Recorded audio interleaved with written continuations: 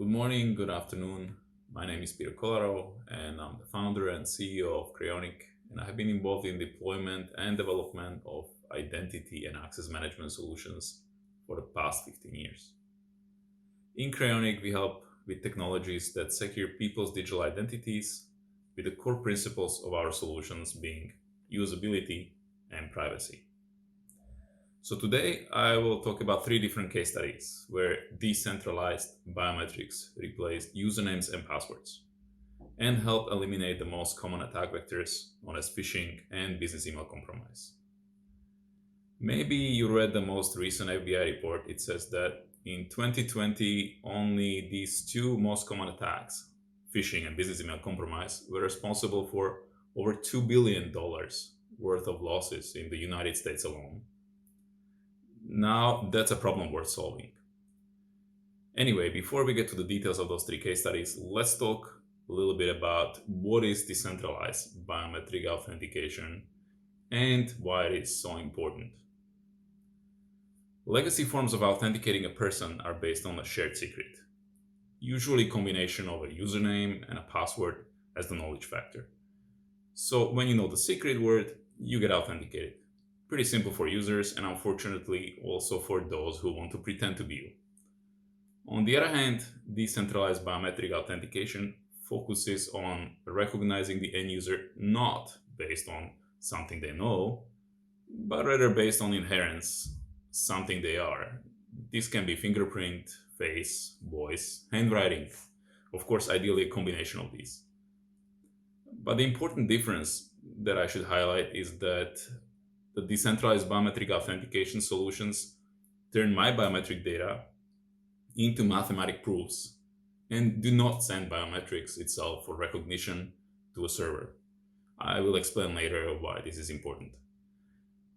So if implemented correctly, this type of multi-factor authentication meets all the requirements of a strong user and customer authentication as defined in PSD2 or NIST. Meanwhile, increasing everyone's security by removing all phishable credentials, such as usernames, passwords, and even those one-time codes. So, why decentralized biometric authentication? There are two important reasons why decentralized is better than centralized. Number one, removing honeypots from your infrastructure. When using decentralized authentication, you avoid storing any shared secrets or biometric templates that matter that could be compromised or stolen. Instead, you use math and cryptography to make undisputable proofs of one's digital identity. We are talking about truly random public identifiers that are given access to your systems, making this concept very compatible with the modern zero trust architecture and, of course, blockchain-based technologies that could further secure these public identifiers. Reason number two why decentralized authentication is better: compliance. If user-sensitive data such as biometric templates are not stored on your servers or in the cloud, you don't have to deal with compliance issues related to processing of biometrics. This is especially true in the European Union, and it should make the GDPR auditors a lot happier, I believe. Okay, now that we know what is decentralized biometric authentication and why it's better, let's talk about how to use it. How do you use decentralized biometrics for authenticating employees, partners, or clients? There are some prerequisites on the device side and on the backend side. So first, devices. Decentralized biometric authentication places a lot of trust on the end user device to identify its rightful owner. It must be trusted by both the owner, whose biometrics it is protecting, and also by the relying service that needs to be sure of security of such a device.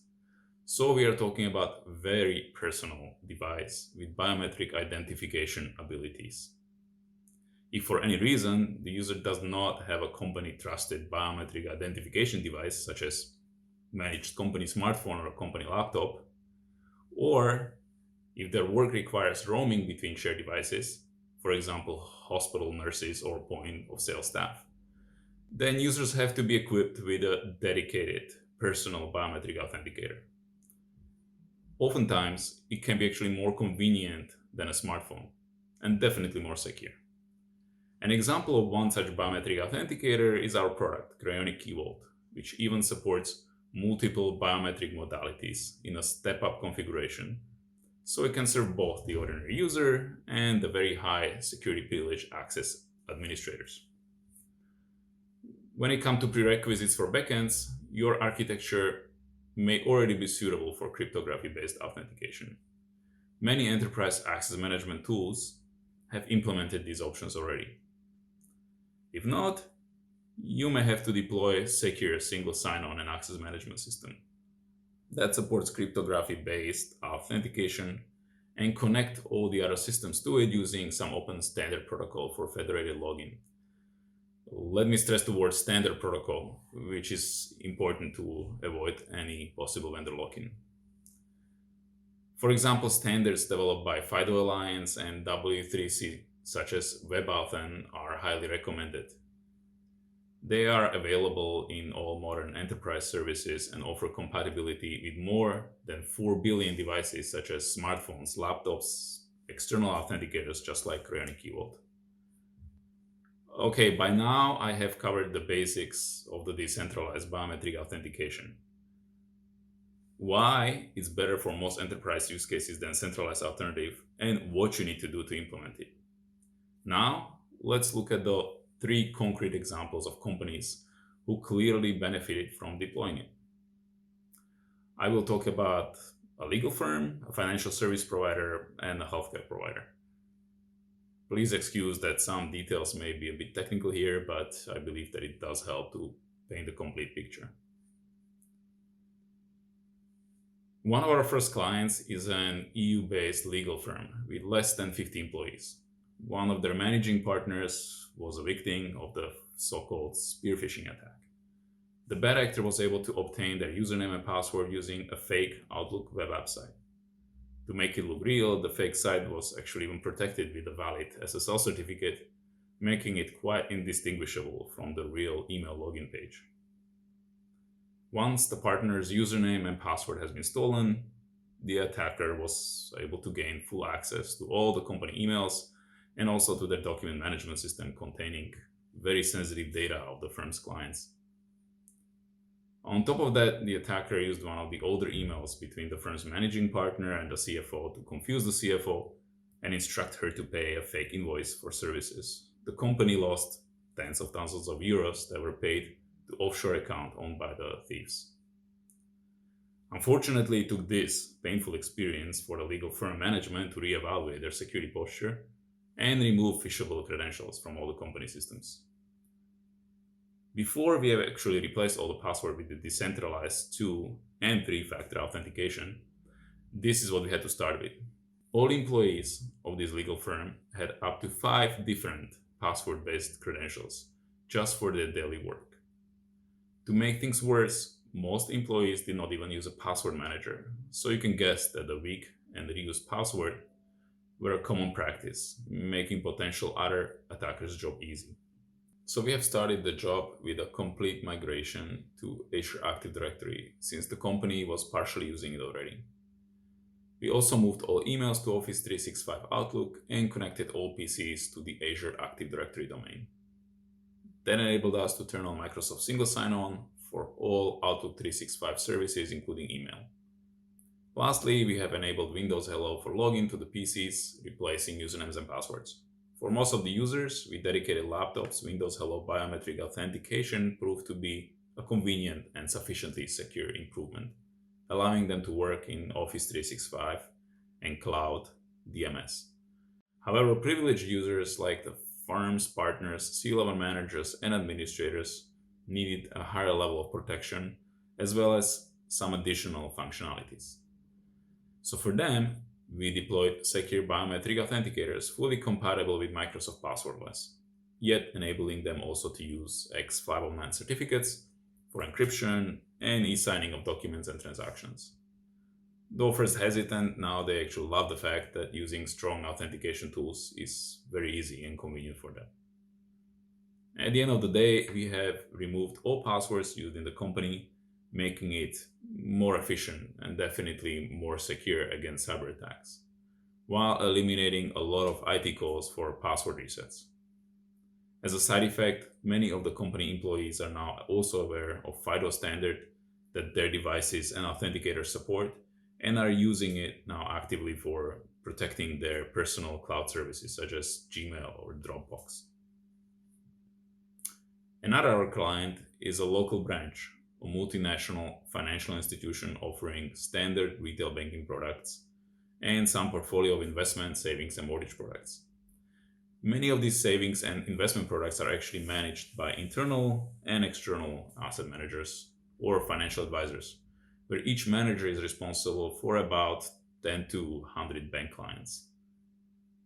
Unlike our first case study, the reason for looking into better security wasn't that dire, but the bank's most recent security audit did reveal not exactly adequate access protection for their asset management portal accessible from public internet. The existing access protection was based on an outdated multi-factor approach, secured by username, password, and a simple SMS code. And according to the auditors, this had to be replaced sooner than later. As the response, the bank has considered swapping SMS code with hardware tokens that generate similar one-time codes. We were approached just before this decision was finalized, and were able to offer for almost the same price a lot more secure yet highly usable alternative, which would completely eliminate the phishing attack vector, which the hardware token actually was failing to fix. From this point, it took us and the company IT department only 2 weeks to create parallel authentication flow to their portal, which we have secured with our passwordless single sign-on gateway. This single sign-on has been also linked to their on-prem Active Directory to sync identities, making it easier for administrators. Additional challenge was for us to migrate most users from the legacy password login to our new passwordless authentication without physical contact during pandemic. To do this, the company has distributed our Crayonic key vaults to everyone using registered post. Once the end user received key vault with instructions and video on how to personalize it using their biometrics and PIN, the user proceeded to their original login page. Once there, they used their old credentials for the last time to confirm their identity. Immediately after this login, they were offered to switch to the passwordless biometric authentication, which then presented them with a dialog for using either NFC, Bluetooth, or USB to register their personalized authenticator. After the successful registration with passwordless single sign-on gateway, the login screen stops asking user for anything beyond a simple touch on a key vault, which represents decentralized biometric authentication using minimum 2 factors: possession in the form of authenticator and inherence in the form of fingerprint biometrics. Additional factors such as handwritten PIN code or signature may be used later by the financial institution as a step of authentication for larger value transactions once the users are comfortable with the switch to completely new authentication flow. To this date, most active partners handling more than 20 client accounts has switched to the passwordless biometric authentication and probably never looked back. So our last case study involves a small medical care facility with less than 100 employees looking for a simple, unified, logical, and physical access solution. Their requirements were meeting compliance requirement for 2-factor authentication to access patient records, fast and touchless login even in protective gear, compatibility with existing card readers installed at doors, compatibility with the doctor's home PCs for remote access over VPN. Currently, this project is in the first phase. Hospital employees are able to log into their shared PCs using Crayonic Key Vault in the smart card emulation mode, using X509 certificates issued by the hospital. Instead of typing complex passwords, sometimes up to 70 times a day, the biometric authentication is fast, touchless, and compliant.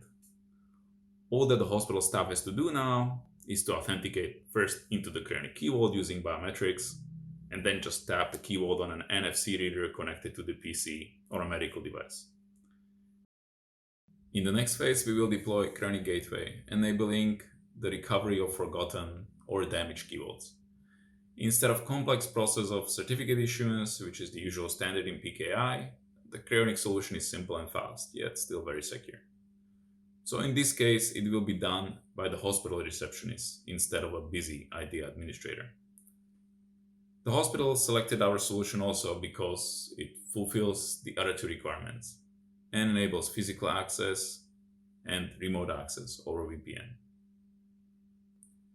Hopefully, these examples demonstrated the potential benefits of decentralized biometric authentication and how it can secure access in companies of all sizes by removing the most common cybersecurity attack vectors, phishing and business email compromise. Thank you for your attention. I look forward to your questions and comments.